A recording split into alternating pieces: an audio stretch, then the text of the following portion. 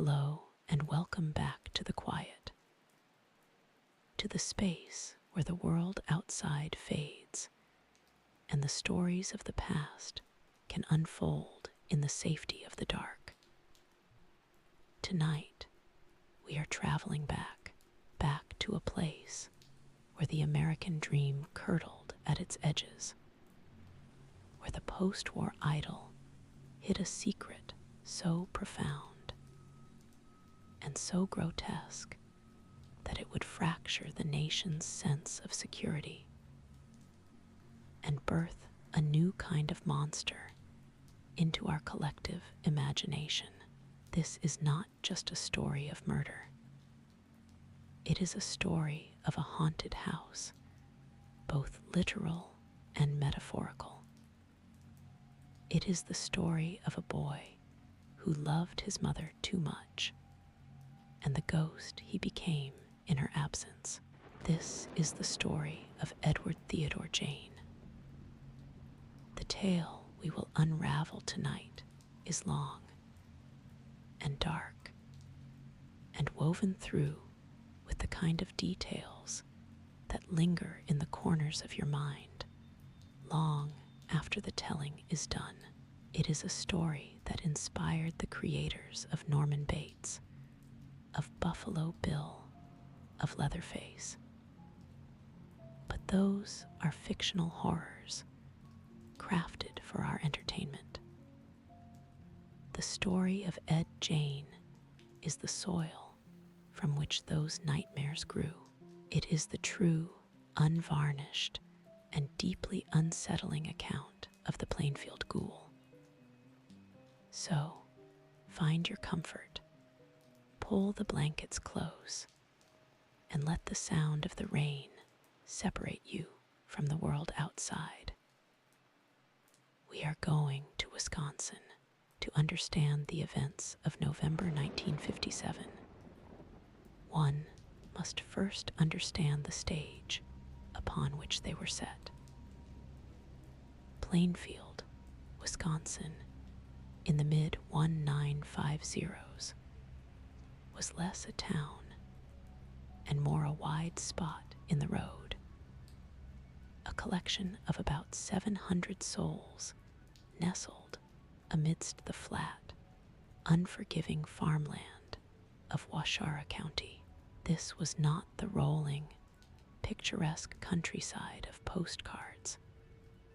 This was a utilitarian landscape, a place of hard-scrabble existence defined by the brutal winters, the back-breaking labor of farming, and a deep, unshakable Lutheran stoicism.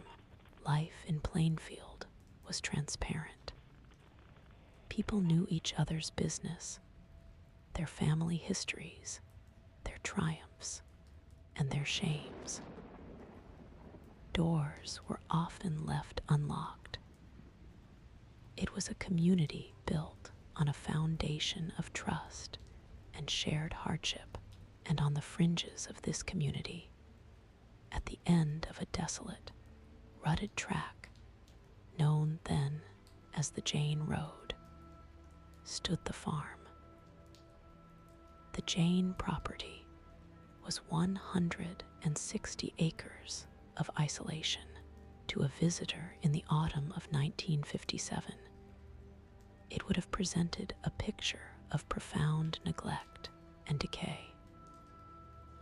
The house itself, a white, two-story American foursquare, was slumped and weary, its paint blistered and peeling like a sunburned corpse. The windows were dark, sightless eyes, some patched with cardboard or tin. The wind whistled through gaps in the siding with a low, mournful hum.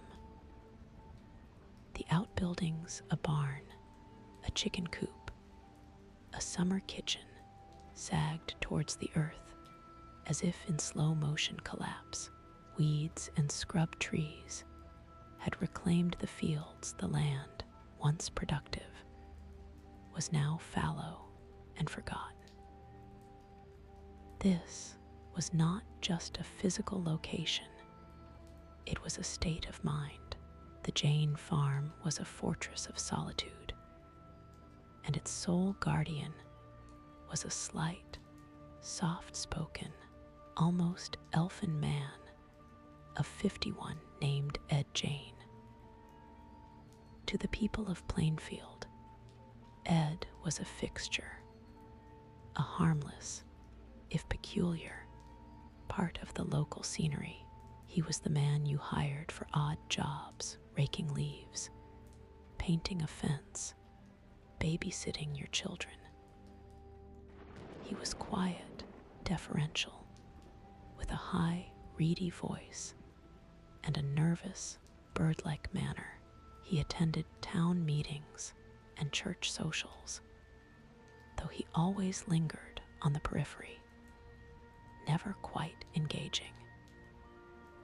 He was a ghost at the feast, a man whose presence was noted, but whose essence remained a mystery. Most felt a vague, unexamined pity for him. He had lived his entire life on that decaying farm with his parents and his older brother. His father, George, had died in 1940. His brother, Henry, had died under mysterious circumstances in 1944. And his mother, the formidable Augusta, the pillar of the family, had passed in 1945. For 12 years, Ed had lived there alone. The townsfolk would whisper about the state of the place, about the strange, pungent odors that sometimes wafted from the property, a cloying, sweet-sour smell that Ed would dismiss as burning garbage or tanning animal hides. They accepted his explanations.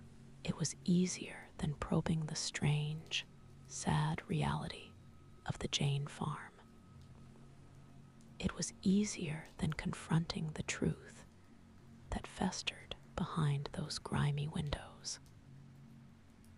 The truth began to seep out on November 16, 1957, the day before.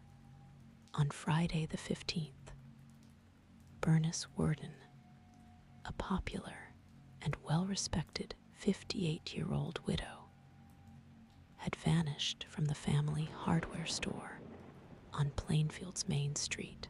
Her son, Frank Worden, who was also the deputy sheriff, had found the store in disarray.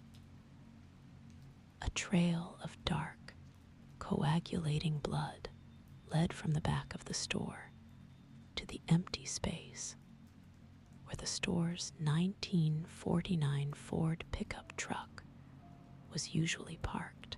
The disappearance of a beloved local woman was shocking enough, but the evidence pointed to something more sinister than a simple abduction. The cash register was empty, its drawer left open, but nothing else seemed to be missing. It was Frank Worden who, in his grief and panic, recalled a chilling detail. Just the day before, Ed Gein had been in the store. He had been looking at a roll of rope, and he had asked Frank what time he planned to go deer hunting the next morning. It was an odd, specific question. Now, it felt like a piece of a dreadful puzzle. On Saturday afternoon, November 16, Deputy Frank Worden and another officer, Robert Moots, drove out to the Gein farm.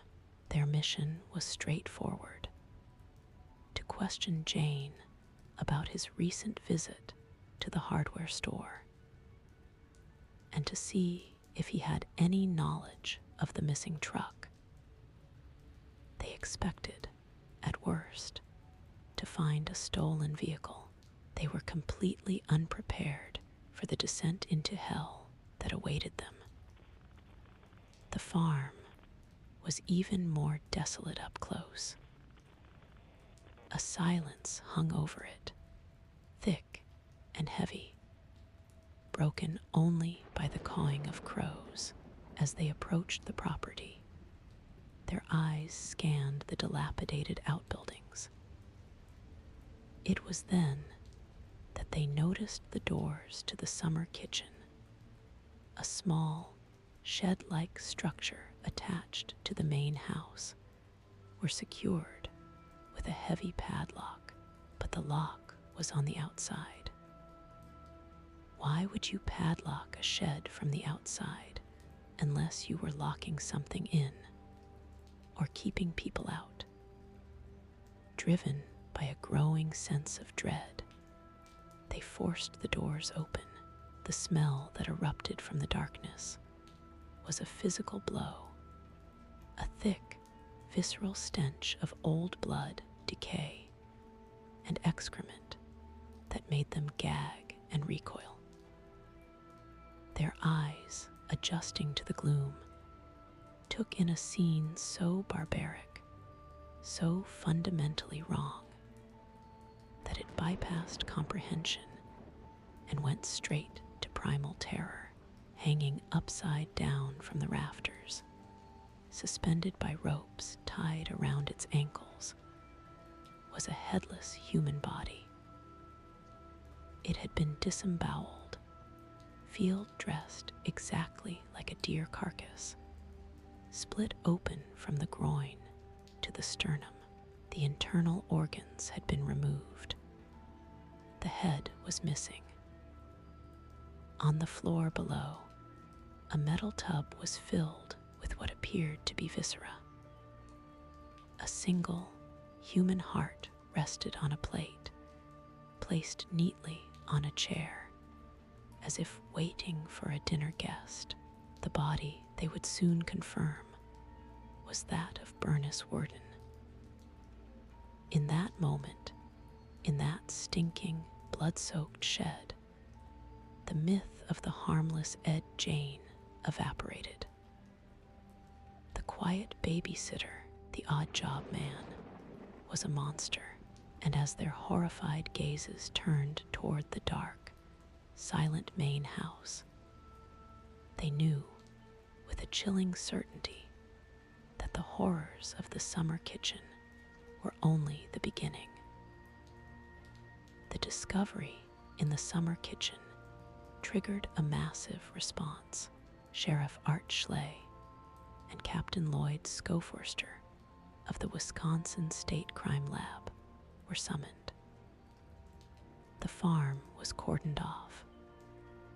What followed was a methodical, soul-scarring exploration of the Gein residence, an inventory of madness that would take days to complete and would leave seasoned law enforcement officers vomiting, weeping, or simply staring into the middle distance, their faith in humanity shattered. The main house was a cavern of hoarded filth.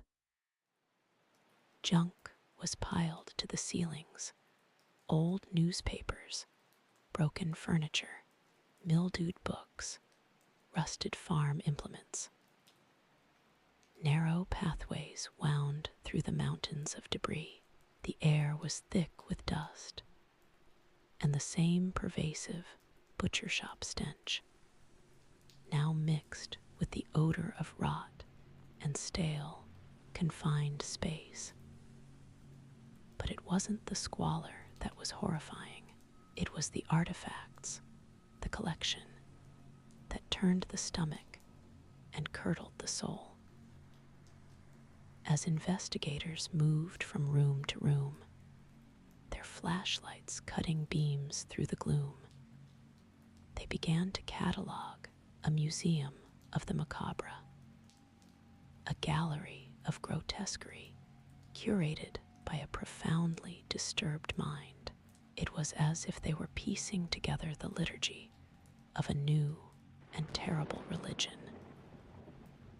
In the living room, they found a pair of leggings, meticulously crafted and sewn from tanned human skin from the waist down, a vest fashioned from the tanned skin of a woman's torso, complete with breasts, a mask made from the skin of a human face, from the hairline to the upper lip, complete with eyelids.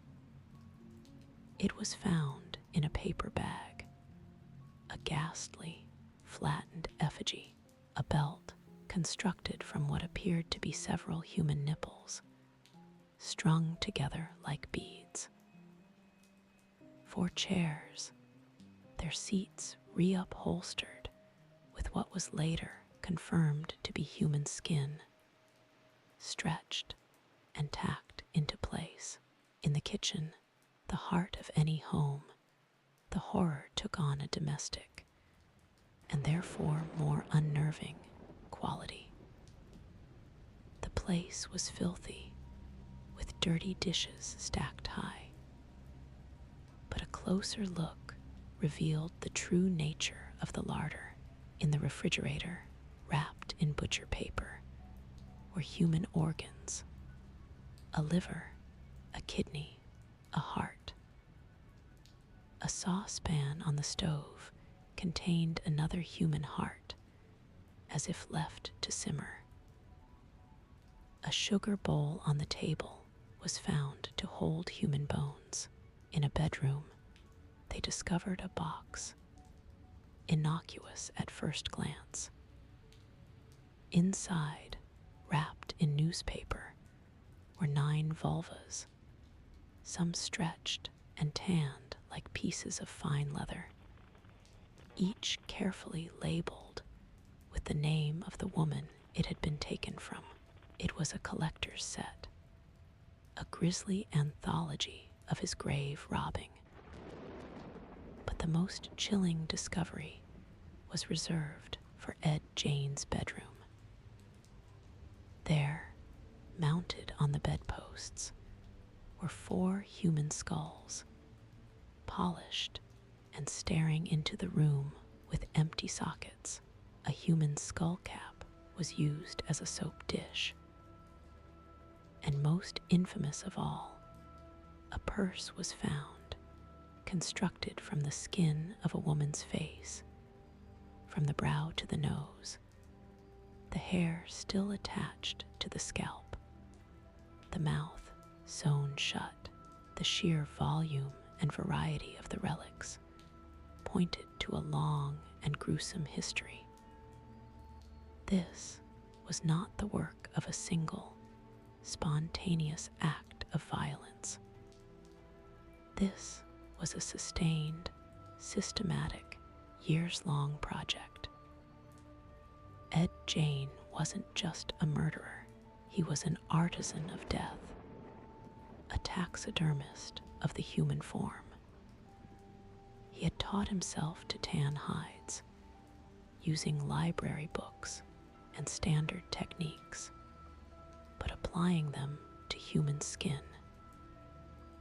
He had studied anatomy texts to learn dissection.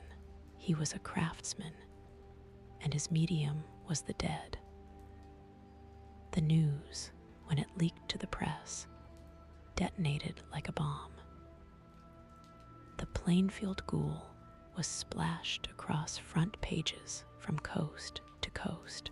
The quiet, unassuming babysitter was a necrophile, a grave robber, a transvestite who fashioned trophies and garments from the corpses of the women he dug up. The idyllic image of 1950s America was forever stained with the visceral, undeniable horror of the Gein farm. But to comprehend how this man, this quiet neighbor, became a creature capable of such profound desecration, we must journey back in time. We must leave the reeking, cluttered horror of that farmhouse and travel back to its beginning, to a time when the house was clean, the fields were fertile, and the darkness was only just beginning to gather. We must go back to the source of it all, to Augusta. The story of Ed Gein is, in its deepest essence, the story of his mother, Augusta Layman Jane. She was not merely an influence, she was the architect of his reality, the sun around which his entire psychic universe revolved, a sun that provided not warmth and life, but a scorching, purifying fire that burned away all other attachments. Augusta was a woman forged in the harsh crucible of her own convictions. A devout Lutheran, she viewed the world outside her faith as a cesspool of sin and temptation. A modern-day Sodom and Gomorrah, she had married George Jane, a kind but weak-willed and chronically unemployed man who drank too much, and she considered the union a step down. She never let him forget it. Her contempt for him was a constant, low hum in the background of their family life.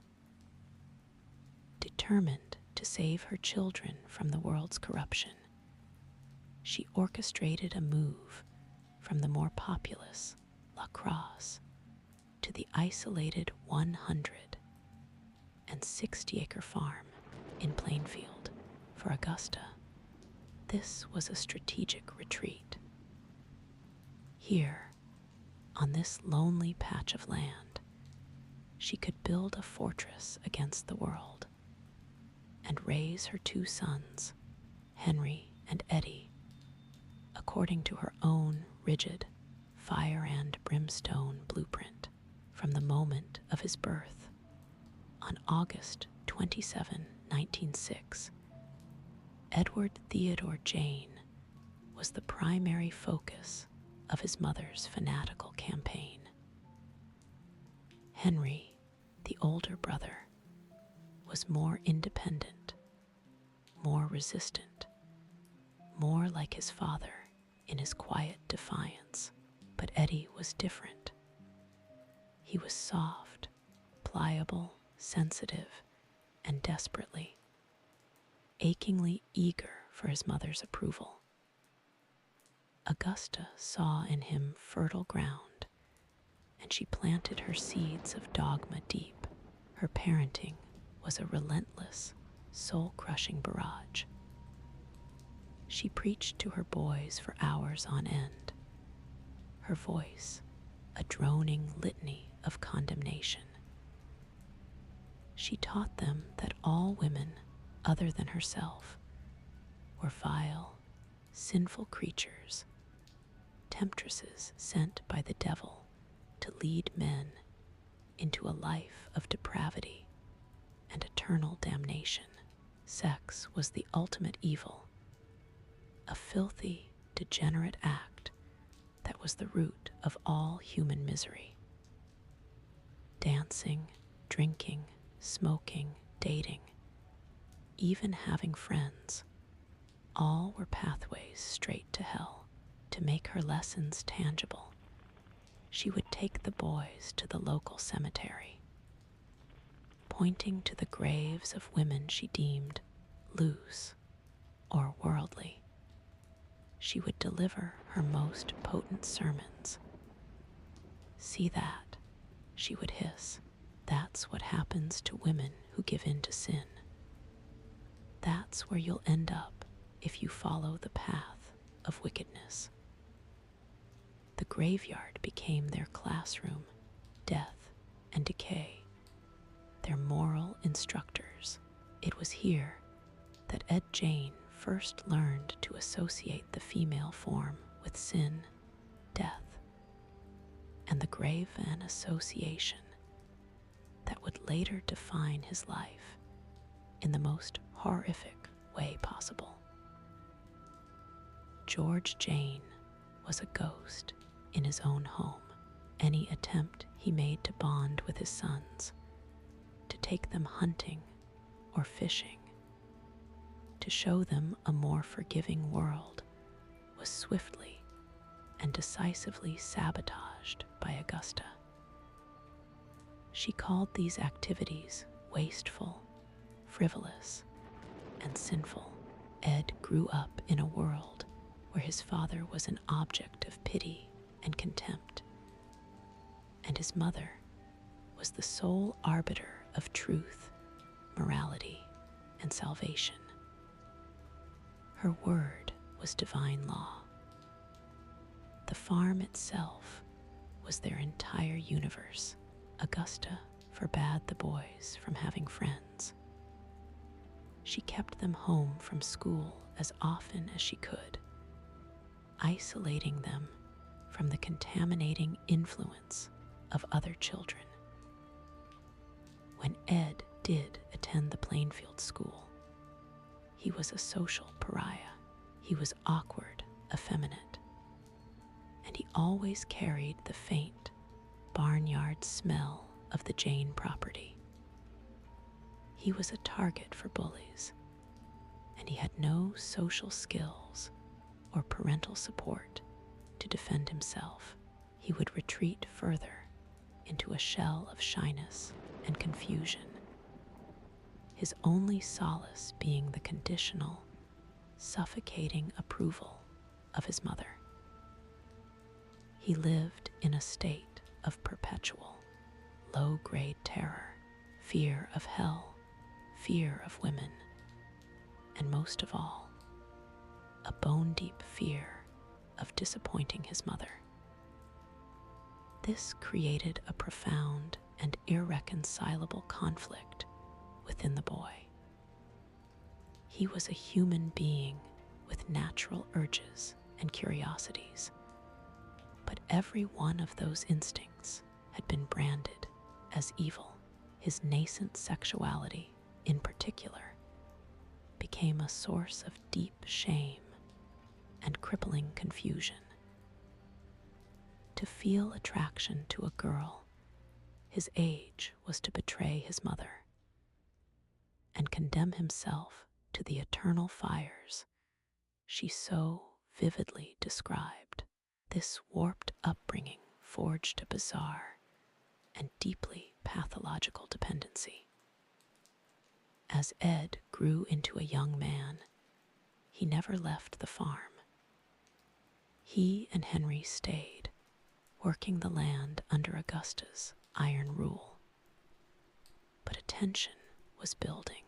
Henry, perhaps seeing the damage being done to his younger brother, began to openly challenge their mother's tyranny.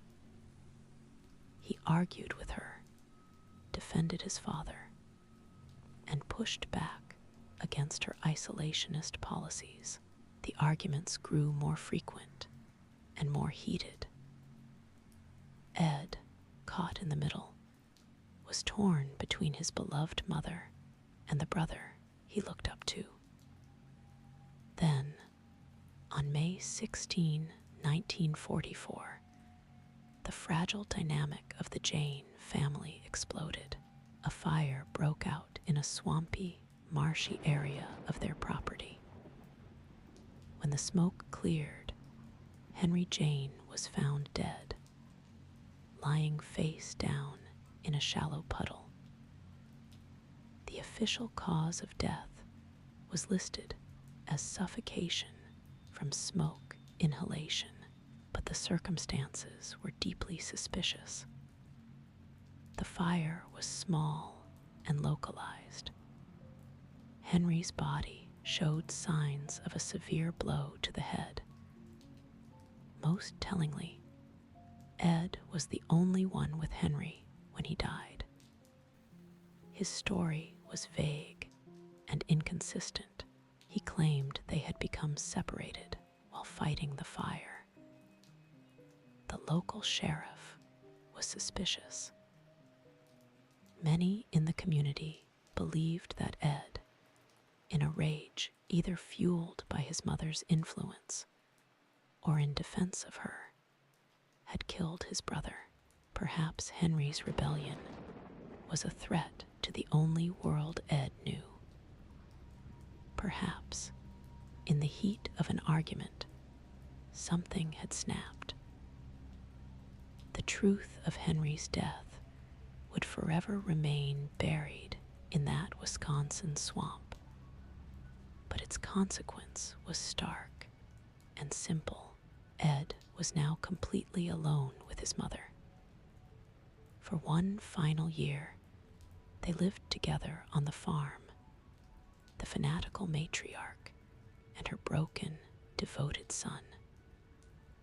And then, in December 1945, Augusta, while in the summer kitchen, suffered a massive and debilitating stroke. Ed found her paralyzed on the floor. She was rushed to the hospital in Plainfield, where she died shortly after. For Ed Gein, it was the end of the world. The center of his universe had collapsed. The voice that had guided his every thought, the presence that had defined his reality, was gone. The fortress his mother had built was now a tomb, and he was its sole, terrified occupant. He was 39 years old, and he was utterly, cosmically alone. He kept the upstairs of the house, her private domain, as a pristine, untouched shrine. Her bedroom remained exactly as she had left it, a sacred monument frozen in time.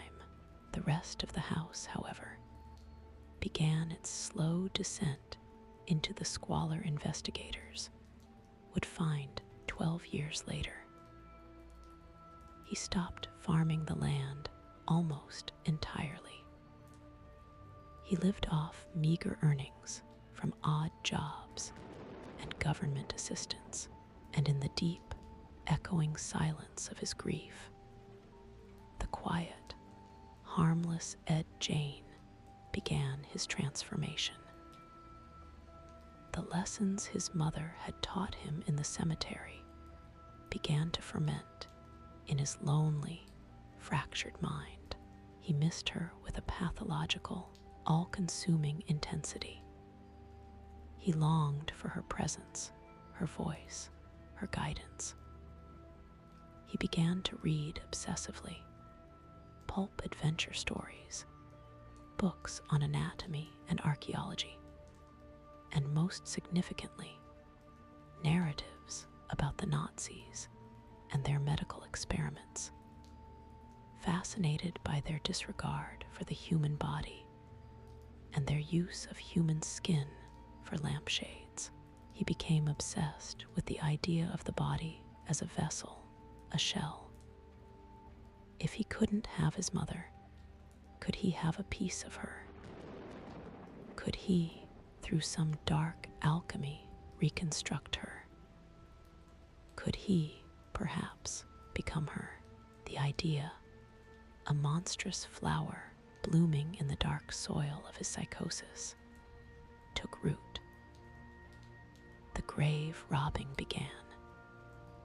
His first known foray was into his mother's own grave, though he later claimed he was too repulsed by the state of her body to take anything. His first confirmed victim was Mary Hogan, a buxom, 51-year-old tavern owner from the nearby settlement of Pine Grove. On December 8, 1954, Jane walked into her quiet tavern, shot her with a .32 caliber pistol, and dragged her body to his truck. He took her back to the farm, where he performed his first full, experiment on a fresh corpse. He later confessed to digging up at least 9 other recently buried middle-aged women from local cemeteries like the Plainfield Cemetery and the Oconomowoc Lutheran Cemetery. He would go to the graves at night, a solitary figure with a shovel and a flashlight. He would open the earth, pry open the coffin lid, and take the body, or the parts he desired, back to his workshop in the cold, silent rooms of the farmhouse, surrounded by the relics of his mother. Ed Gein worked. He was building his collection, creating his trophies, and in his profoundly disturbed mind, he was trying to reconstruct the woman he had lost, to build a new mother from the parts of others who resembled her. He was, in his own words, working on a woman's suit, so he could literally transform into a female, to finally, fully, become the object of his devotion, and escape the unbearable reality of being Edward Gein, the quiet man who babysat the children of Plainfield, was living a double life as a ghoul. His nights were spent in graveyards and his macabre workshop. His days were spent smiling and nodding, a perfect mask of normalcy hiding the horror that festered just beneath the surface, and for years the mask held.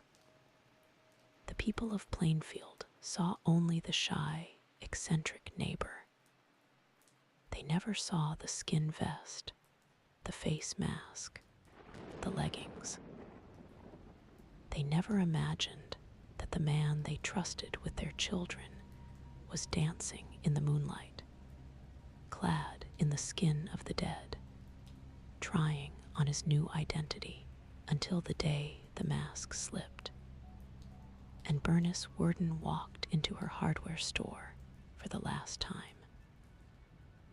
With the farm secured as a crime scene, and the full, horrifying extent of Jane's activities becoming clear, the manhunt began. Ed Gein was nowhere to be found. Panic spread through Plainfield and the surrounding towns. The harmless oddball was a monster, and he was on the loose, possibly armed, and certainly dangerous. The reality was far more mundane, and in its own way, far more chilling. Jane had not fled. He had spent the Friday night of Bernice Worden's murder at the home of his friends, the Johnsons, seemingly unperturbed. The next day, Saturday, he was in West Plainfield, casually visiting another neighbor, 70-year-old Evelyn Hartney. He sat in her kitchen, drank coffee, and made small talk when Mrs. Hartney mentioned the commotion in town about Bernice's disappearance. Jane reportedly shrugged and said, "She kept a dirty store, a bazaar, and callous non sequitur."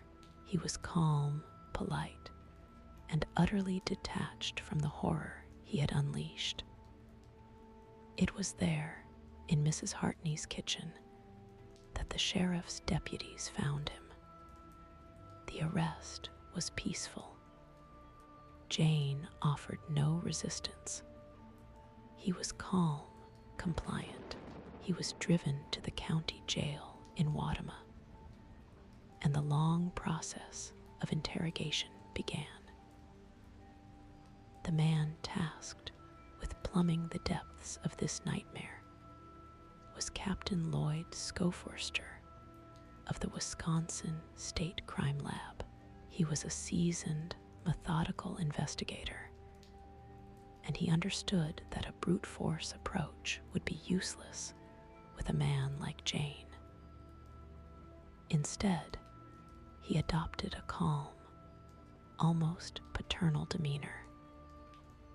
He spoke to Gein softly, respectfully, and Ed Gein, starved for attention, lonely, and strangely eager to please, began to talk.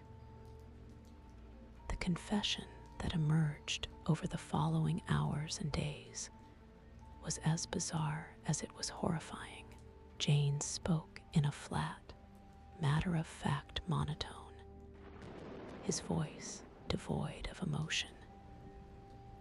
He recounted the most gruesome details with the same detached interest a man might use to describe repairing a piece of furniture. There was no remorse, no pride, no theatricality.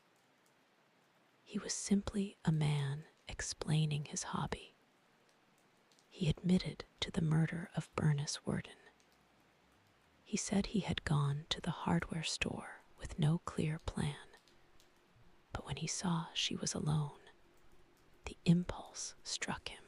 He took a .22 caliber rifle from the display rack, loaded it with shells from the counter, and shot her once in the head. He then dragged her body to the back of the store, loaded it into her truck, and covered it with a tarpaulin. He drove the truck back to his farm, stopping only to pick up a gallon of antifreeze, his original errand. The banality of that detail was itself a horror. He then described, in chillingly precise terms, how he had hung her body in the summer kitchen and dressed her, using the same techniques he had used for decades on deer. He removed the head and the organs. It was a chore, a task. He was a butcher, and the carcass was his material. He then confessed to the murder of Mary Hogan 3 years earlier. He described shooting her and taking her body back to the farm, but it was his descriptions of the grave robbing that truly illuminated the scale and nature of his obsession. He admitted to visiting numerous cemeteries, often on the very night of a burial, when the earth was still soft. He would bring his shovel and a flashlight. He described the physical labor of digging, the sound of the shovel hitting the coffin lid. He was methodical, patient. He estimated he had robbed between 9 and 15 graves, though the exact number was lost to time and his own hazy recollection. The names he provided matched the reports of desecrated graves in the area. When Captain Scoforster asked the inevitable, crucial question, why, the answers were a window into a shattered psyche. He robbed graves, he said, because he was lonely. He wanted a woman to talk to. The corpses were his companions. He was fascinated by the human body, its structure and form, and wanted to study it. He read anatomy books voraciously and saw the corpses as his textbooks. But the most revealing motive was his desire to create a woman's suit. In his twisted logic, influenced by his reading about tribal headhunters and Nazi atrocities, Gein believed he could literally become a woman. He described to the investigators how he would wear the skin suits, the leggings, the vest, the face mask, and parade around the farmhouse, often in the dead of night. In these moments, he was no longer Ed Gein, the lonely, failed man. He was a woman. He was, in his ultimate fantasy, his mother returned to him. He spoke of Augusta with a reverence that bordered on deification. He kept her room as a shrine because he believed, on some level, that she would return. He confessed that after her death, he had been consumed by the idea of a sex change operation. But he had no money, no knowledge, and no access to such a procedure. So, he decided to perform it himself. The collection of female genitalia was his research, his attempt to understand the physical nature of womanhood. The skin vest was a component of his new body, a gruesome article of clothing for his new identity. The psychiatrists who were brought in to examine him, including Dr. Edward Ling of the Central State Hospital, were faced with a unique case. They diagnosed him as a schizophrenic. They concluded that he lived in an elaborate, self-constructed fantasy world, a delusional system entirely built around the figure of his mother. His crimes were not acts of sadistic pleasure or hatred. They were the outward manifestations of a profound internal psychosis. He was trying to solve the problem of his own unbearable existence by literally crawling inside the skin of the mother he had lost. He was attempting a macabre form of rebirth. The legal system now faced a dilemma. Ed Gein had confessed to 2 murders and a series of grave robberies. The physical evidence was overwhelming and incontrovertible, but was he sane enough to stand trial? Could he understand the nature of the charges against him and participate in his own defense? The man sitting in the jail cell, calmly weaving a potholder, seemed to inhabit a different reality altogether. On January 6, 1958, a preliminary hearing was held.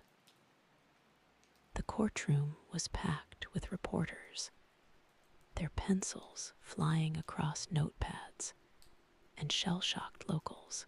Jane sat quietly at the defense table, dressed in a borrowed suit, looking small, old, and utterly bewildered. When the prosecution presented the physical evidence, the skin vest was held up, the leggings, the mask. A wave of nausea and audible gasps swept through the room. Jane showed no reaction. He stared blankly ahead, a vacant slate upon which no horror could register. The judge ruled there was sufficient evidence to bind him over for trial, but first, he would be sent to the Central State Hospital for the criminally insane in Waupun for a 35-day psychiatric observation to determine his competency. The world was watching, and the story of the Plainfield ghoul was already metastasizing. Its themes of isolation, maternal domination, and bodily transgression seeping into the creative consciousness of a nation, ready to be reborn in fiction. Ed Gein's 35-day observation period stretched into 9 years. The psychiatrists at Central State Hospital were unanimous in their conclusion. Gein was not merely incompetent to stand trial, he was chronically and incurably insane. He was a paranoid schizophrenic, lost in a delusional world where the boundaries between himself and his mother, between the living and the dead, were fluid and permeable. The grisly artifacts from his farm were not the trophies of a rational criminal, but the ritual objects of a madman's personal religion, with Augusta as its central deity. For nearly a decade, Gein remained a patient at the hospital. He was, by all accounts, a model inmate. He was quiet, cooperative, and seemingly content in the structured, safe environment. He enjoyed his routines, weaving pot holders, which he would give to staff and visitors as gifts, watching television, especially westerns and game shows, and chatting amiably with the doctors and nurses. The monster of Plainfield had been pacified, his dark impulses medicated and managed within the confines of the institution. He was, once again, the harmless oddball, his terrifying alter ego locked away. Finally, in 1968, after numerous legal proceedings, a judge ruled that Gein, now 62 years old, was competent to stand trial for the murder of Bernice Worden. The charge for Mary Hogan's murder was dropped, as the statute of limitations for grave robbery had expired, and the evidence for murder was largely circumstantial. The trial began on November 13, 1968, in the courthouse in Wapaka County, where it had been moved due to the overwhelming prejudice in Washara County. The trial was a national media event, but it was strangely anticlimactic. Gein's defense attorney, William Belter, did not dispute the facts. How could he? The entire case rested on the argument of insanity. For a week, the court heard from a parade of psychiatrists who detailed Gein's tortured upbringing, his pathological attachment to his mother, his schizophrenic delusions, and his inability to distinguish right from wrong within the context of his psychotic fantasy world.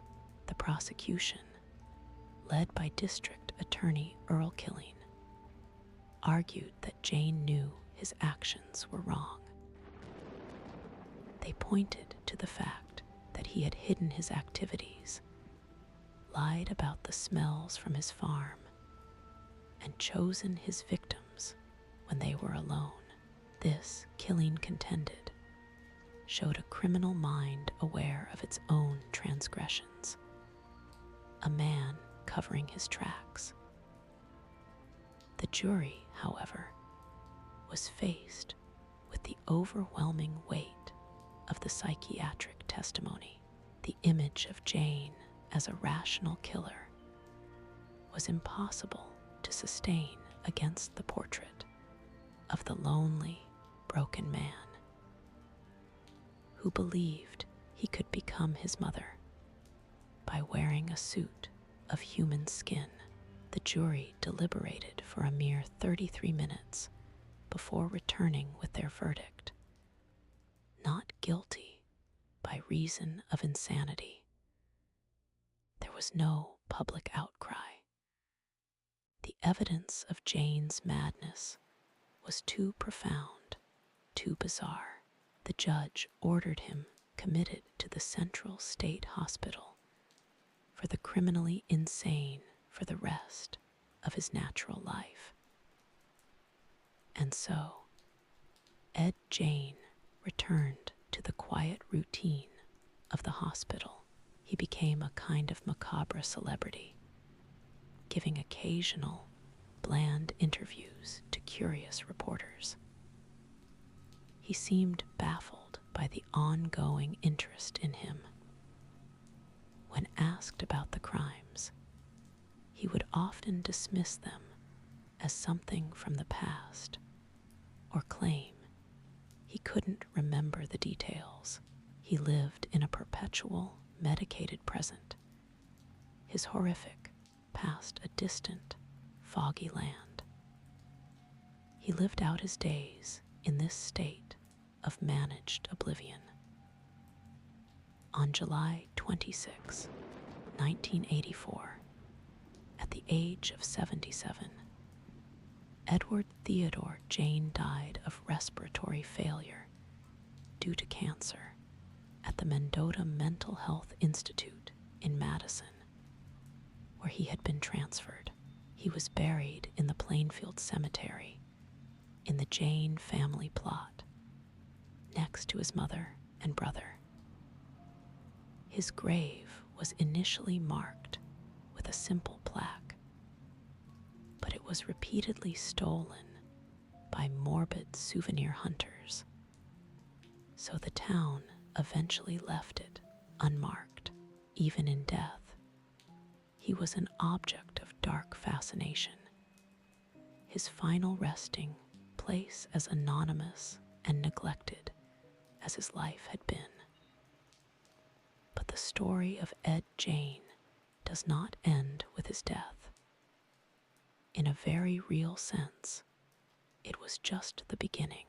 His case became a foundational myth for modern American horror, a dark, fertile ground from which some of the most iconic monsters of the 20th century would grow. In 1959, Wisconsin writer Robert Bloch, chilled by the Gein case, published a novel called Psycho, the story of Norman Bates, a quiet, mother-fixated motel owner who preserves his mother's corpse and assumes her identity, was a direct, fictionalized refraction of the Gein story. Alfred Hitchcock's seminal 1960 film adaptation seared this Gein-inspired archetype into the global psyche forever. Then came Thomas Harris. For his 1981 novel, Red Dragon, he created Frances Dolarhyde, the Tooth Fairy, who is driven by a twisted grandmother complex. But it was with his 1988 blockbuster, The Silence of the Lambs, that Harris fully mined the Gein mythology. His creation, James Gum, aka Buffalo Bill, is a man obsessed with becoming a woman, who murders large women and skins them to create a woman's suit. The parallels are unmistakable. The isolated workshop, the skin suits, the transvestism, the maternal issues. Gein was the blueprint. Tobe Hooper's 1974 landmark film, The Texas Chainsaw Massacre, drew less on the specific facts and more on the atmosphere of Jane's world.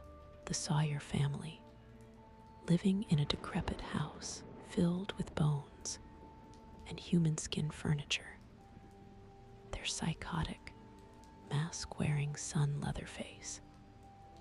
This was a grotesque, amplified, backwoods hillbilly nightmare version of the Gein household's quiet, solitary horror. Ed Gein, the quiet, lonely man from Plainfield, became the unlikely godfather of a new kind of monster, the boy-next-door psychopath. He proved that true evil wasn't a foreign invader or a supernatural creature. It could be the quiet, unassuming man living in isolation, warped by forces he couldn't control. His home, a secret chamber of horrors, just a stone's throw from normalcy. He held up a dark mirror to the American dream, and the reflection was terrifying. His legacy is a profound and unsettling paradox. He was, by any objective measure, a pathetic figure, a victim of profound psychological abuse, who never stood a chance at a normal life. He was a leaf twisted and gnarled by the hurricane force of his mother's fanaticism.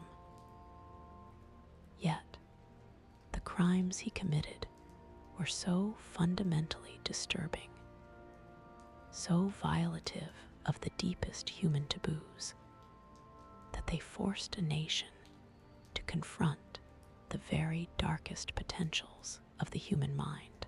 He sits at the intersection of true crime and folklore, a real-life boogeyman whose story continues to haunt us because it is, at its core, a tragedy of immense and heartbreaking proportions. It's a story about the awesome, terrifying power of a mother's love, twisted into a weapon of psychic destruction. It's a story about the crushing, existential weight of loneliness and the terrifying, literal shapes it can force a mind to take in its search for connection. And it's a story that serves as a permanent reminder that sometimes the most alarming monsters are not the ones who hide in the shadows, but the ones we see in the clear light of day, smiling back at us, their true faces hidden behind a mask of normalcy. Or, in Ed Gein's most literal and chilling case, a mask made of human skin. The story of Ed Gein did not end with his death in 1984, nor with the closure of the case files in Wisconsin. In a way, that was only the beginning of his second, more pervasive life, a posthumous existence in the collective consciousness of a nation. The quiet, unassuming ghoul of Plainfield became a dark seed, and from that seed grew a forest of modern monsters, forever changing the landscapes of crime, law, and popular culture. His influence can be traced along three distinct, yet interconnected, paths: the evolution of forensic science and the legal definition of insanity, the birth of the serial killer archetype in the public mind, and his indelible stain on the canvas of horror in film, literature, and art, the legal and forensic echo, a blueprint for madness prior to Gein. The American public's understanding of the criminal mind was, for the most part, simplistic. There were bad men who did bad things, out of greed, passion, or rage. The concept of the sex criminal existed, but it was often lumped into categories of perversion or moral failing.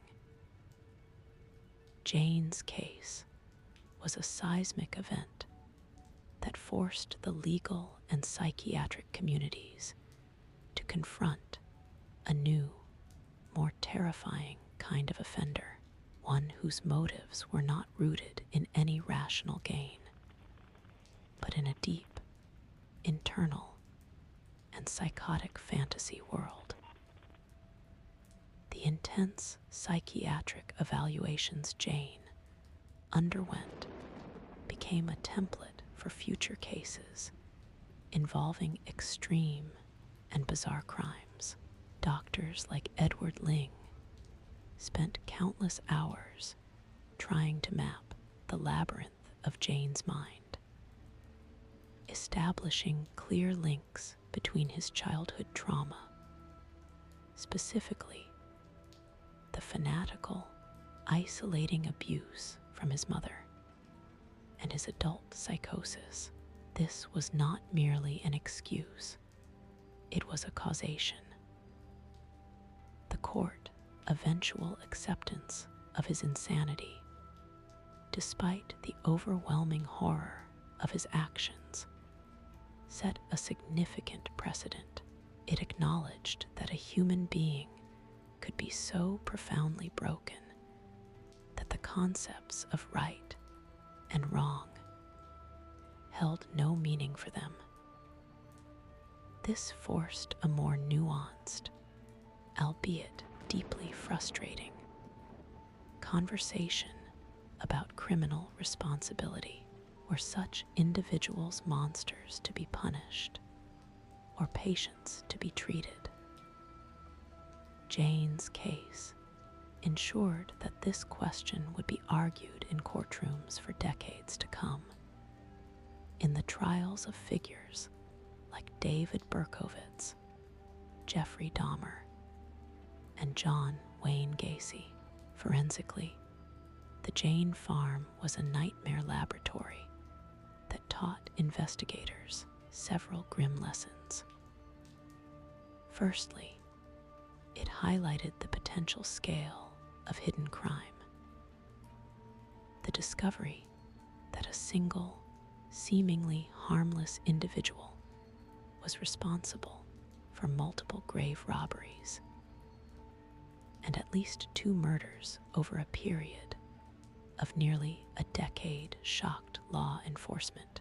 It revealed that a quiet, rural community could harbor a predator whose activities went completely undetected.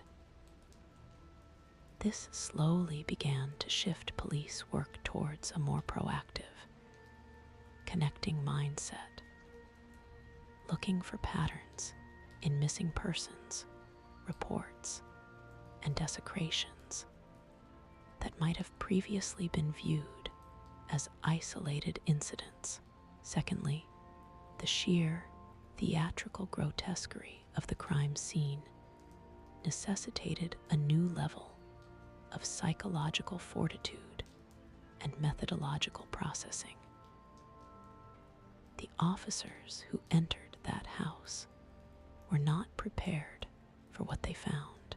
Today, largely because of crime scenes like Jane's, law enforcement agencies have victim identification teams, forensic anthropologists, and crucially, psychological support and critical incident debriefing for their own personnel.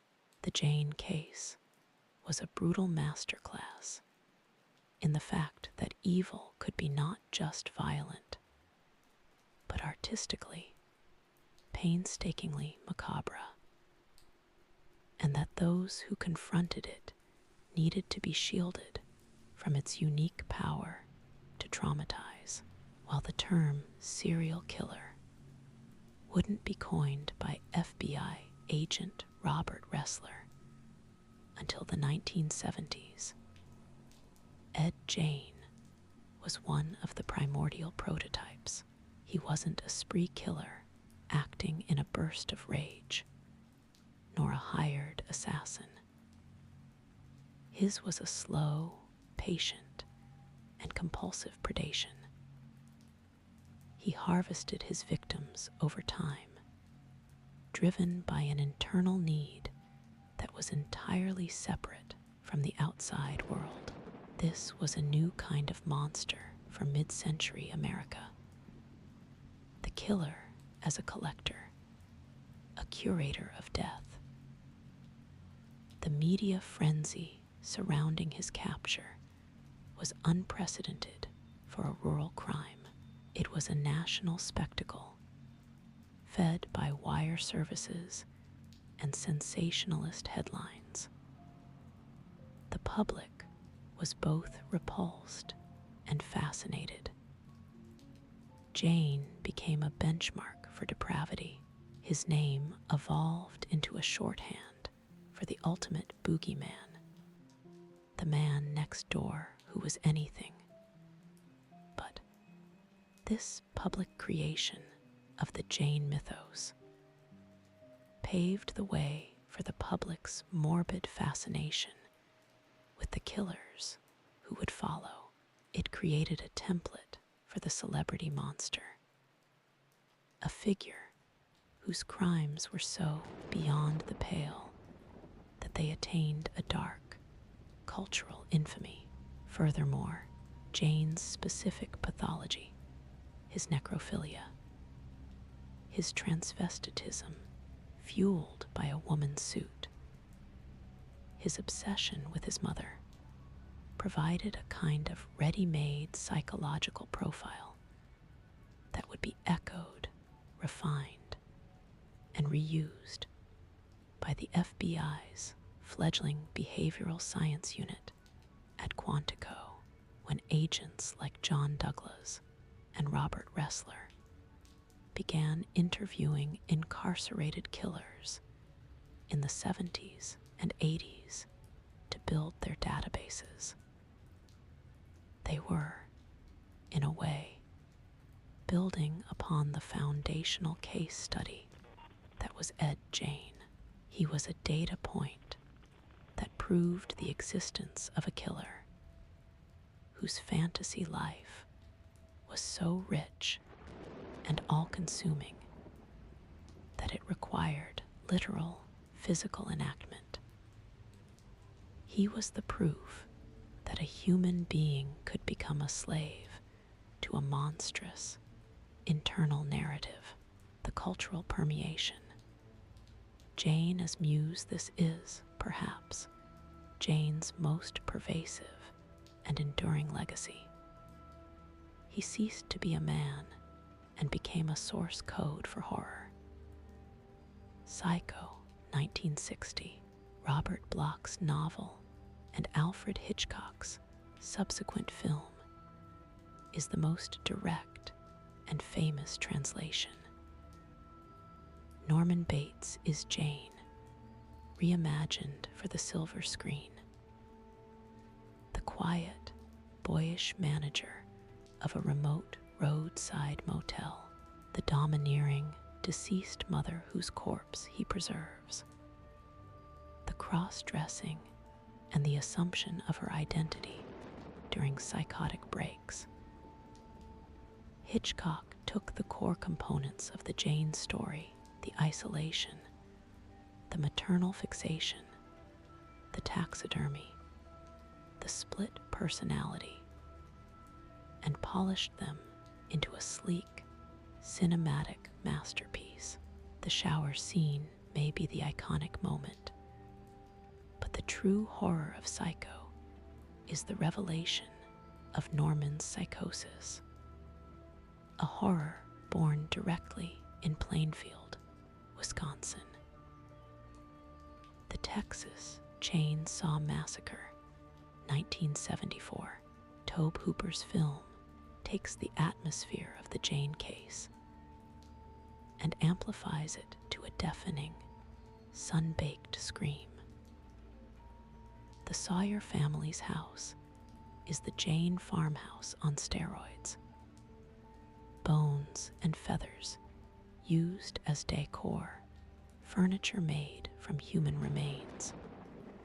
A grandfather in a wheelchair preserved like a macabre trophy, Leatherface, with his masks of human skin and his mindless, brutal violence, is an extrapolation of Jane's more methodical madness.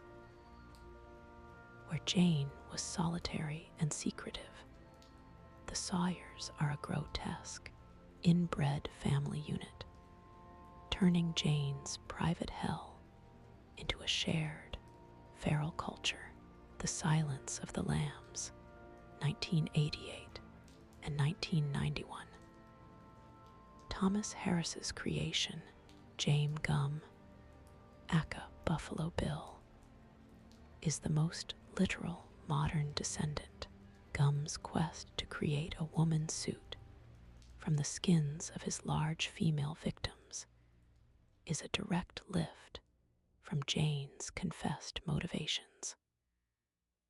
The underground dungeon workshop, the meticulous care with which he harvests and sews the skin, the profound psychological alienation, all of it mirrors the facts of the Jane case, albeit with a more structured, organized, and sadistic criminal mind.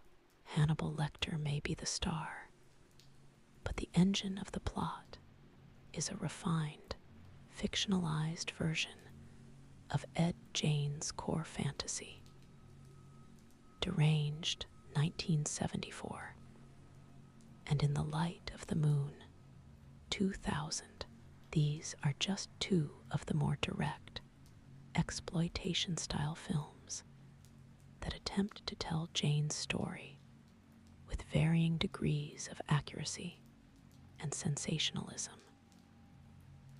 They prove that the raw facts of his life were considered dramatic and shocking enough to form the basis of a narrative, without the need for the metaphorical layers of a Psycho or a Silence of the Lambs. His influence trickles down into countless other works. The concept of the killer's lair as a hidden museum of his crimes, the trope of the mild-mannered suspect who shocks his neighbors, the very idea of a murderer being driven by a twisted, edible complex. All of these can trace a line back to the revelations at that Wisconsin farmhouse. Ed Gein, the man, was a pathetic, broken soul, a testament to the destructive power of fanaticism and isolation. But Ed Gein, the cultural artifact, became a mirror. He showed us that the most terrifying monsters are not aliens or vampires, but the products of our own world, shaped by forces that, while extreme, are hauntingly human. He forced us to look into the abyss of the human psyche and acknowledge the strange, twisted, and horrific shapes that can form in the dark. His story is a permanent scar on the American narrative, a reminder that true horror is not what we imagine, but what we are capable of creating. And now, as we leave the troubled ghost of Ed Gein to history, as we allow the echoes of that desolate Wisconsin farm to fade into the distance, it is time to let go. The story has been told. The details, however dark, are now just words dissolving into the sound of the rain. They have no power here, in this space you have created for rest. They are remnants of a past that cannot touch you, So let us begin the gentle work of release. Let us turn our attention away from the world of thought and memory and towards the world of sensation. The feeling of the weight of your body, supported completely by the surface beneath you, the gentle rise and fall of your chest with each breath, a quiet, rhythmic tide that has been with you since your very first moment. Notice the soft pressure of the blankets surrounding you, a gentle embrace holding you safe. There is no need to move, no need to think, no need to do anything at all. Your only task for the remainder of the night is to simply be, to exist in this state of perfect, supported stillness, and all the while, the rain continues its ancient, soothing song. Each drop that touches the earth is a tiny release, a letting go. Listen to it now, not as a sound, but as a feeling of washing clean. Imagine it falling on the leaves of great, dark trees, each droplet gathering for a moment before sliding free, falling to the rich, soft soil below. Imagine it tapping gently on rooftops, a lullaby for an entire town asleep. This rain is washing the world, cleansing the day from the streets and the fields, and carrying away any lingering thoughts from your mind. With every exhale, imagine you are releasing a little more of the day's tension, any tightness in your shoulders, your jaw, your forehead. Just let it soften and melt away, flowing out of you with your breath. There is nothing to hold onto. There is nothing to clutch. Your muscles are learning the deep, forgotten language of relaxation, a language of surrender and trust. Your mind is like a pond that has been stirred. Now, in this quiet darkness, the sediment can begin to settle. Each thought, each worry, each fragment of the story you've heard is simply a particle in the water. There is no need to push it away. Just observe it as it slowly drifts down through the deep, dark water until it comes to rest on the bottom, leaving the water above clear and calm. The surface of your mind is becoming smooth, reflecting only the peaceful, starless sky of sleep. You are drifting now, floating in the space between wakefulness and dreams. The boundaries are softening. The edges of yourself are becoming gentle, blending with the quiet darkness of the room. You are safe. You are protected. You are so deeply, profoundly held. The sound of the rain is the only thread connecting you to the waking world, and that thread is becoming thinner, more delicate. With every passing moment, it is a silver thread, glistening with droplets, and it is guiding you home to the heart of sleep.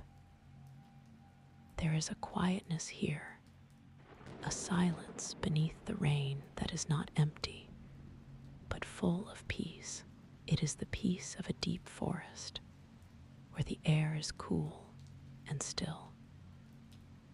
It is the peace of a library long after closing, where knowledge rests quietly on the shelves. It is the peace of a snow-covered landscape, where every sound is muffled by a blanket of white. Let this peace enter you. Let it fill the spaces between your cells. It is a cool, soothing balm, healing the tiny fractures of the day. You are being remade in this moment into a creature of rest and tranquility. Your breathing is so slow now, so shallow. It is barely a whisper. Your heart beats a slow, steady rhythm, a soft drum in the darkness, a lullaby for your soul. There is no past here. There is no future. There is only this eternal, peaceful present. And as you sink deeper, the world of stories and crimes, of history and horror, feels very far away. It is a distant shore, and you are floating on a calm, black sea, cradled by the gentle waves of your own breath. The water is warm, and it supports you completely. You need to do nothing. You are weightless. You are free. The rain is beginning to fade, its job nearly done. It has sung its song of release, and now it is retreating, leaving behind a world that is clean and quiet and ready for dreams. The last thing you hear is the faintest patter, like distant applause for your journey into sleep. You are there now, at the threshold.